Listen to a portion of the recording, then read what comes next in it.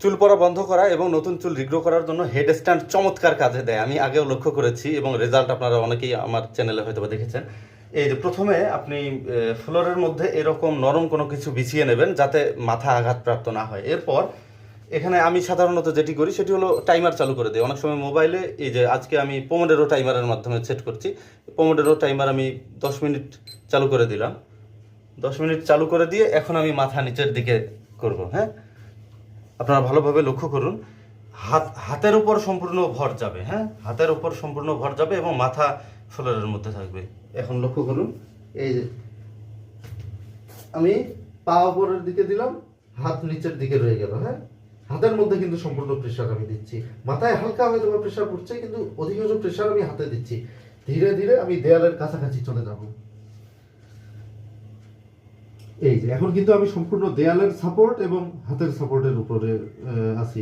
হ্যাঁ, এই অবস্থাতে আপনি সময় কাটাতে পারেন এবং আপনি ধীরে ধীরে যখন শক্তিশালী হয়ে যাবেন তখন আপনি এই অবস্থাতেও স্ক্যাল্প মাসাজ করতে পারবেন। তো হাত দিয়ে তো আসলে স্ক্যাল্প মাসাজ করা সম্ভব নয়, কাজেই আমি আপনাদেরকে দেখাচ্ছি।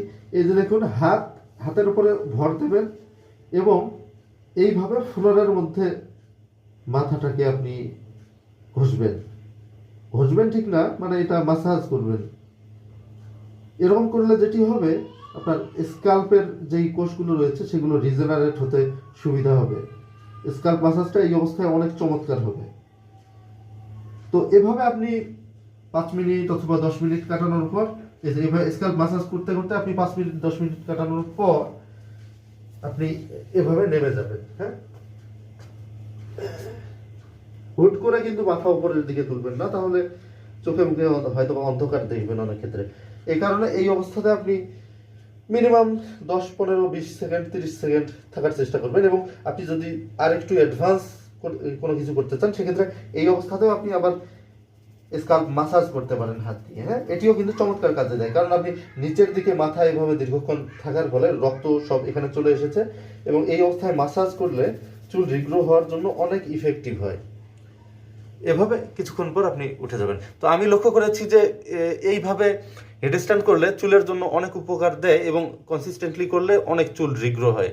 আনফর্চুনেটলি আমি অনেক দিন হেডস্ট্যান্ড করতে ব্যর্থ হয়েছিলাম, কিন্তু আমি লক্ষ্য করেছি যে কনসিস্টেন্টলি এটি করলে চুলের অনেক ইমপ্রুভমেন্ট হয়। তো আমি চেষ্টা করব রেগুলারলি এটি করার জন্য এবং আপনাদেরকে আপডেট দেওয়ার জন্য যে আমার চুলের কন্ডিশন কীরকম হয় আসলে।